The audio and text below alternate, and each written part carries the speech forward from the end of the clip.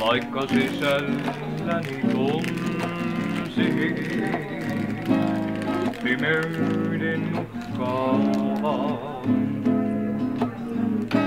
Lapsen lailla pelkäsin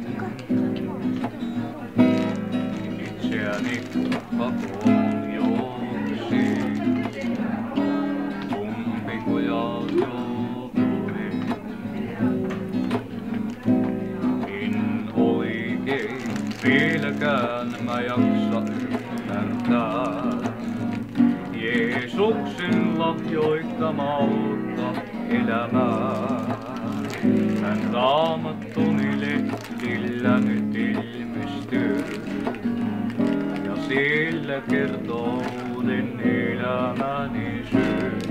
Nyt ollaan tahtun aina lapsi Jumalan ja tuntea sen kuinka Isää rakastan.